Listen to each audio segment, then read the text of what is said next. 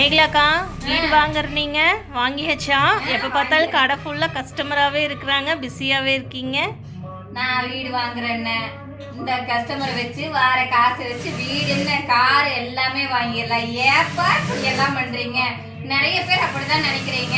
எப்ப பாரு கடத்துல கஸ்டமர் இருந்துகிட்டே இருக்கிறாங்க. அப்ப இவங்க என்ன சம்பாதிப்பாங்க? மாசத்துல லட்சக்கணக்கில் சம்பாதிப்பாங்களோ? வீடு வாங்கியிருப்பாங்க, கார் வாங்கியிருப்பாங்க, என்னென்ன வாங்க போறாங்களோ அப்படின்னு எத்தனை பேர் நினைக்கிறீங்க. நாங்க படுற கஷ்டம் யாருக்குங்க தெரியும்? நீ சும்மா வந்து கடைக்குள்ள கஸ்டமர் இருந்தா எல்லாம் துணி உடுக்க வராங்கன்னே கிடையாது. பாதி பேர் வந்து இங்க சும்மா நின்று அரட்டை அடிக்கவும் வர்றாங்க.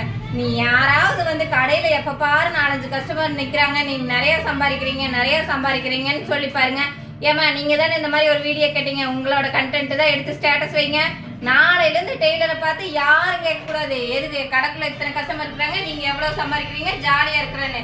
எங்க கஷ்டம் எங்களுக்கு தான் தெரியும். Thank you friends. சும்மா வர்றேன்னு என்ன சொல்கிற மாதிரி இருக்குதே.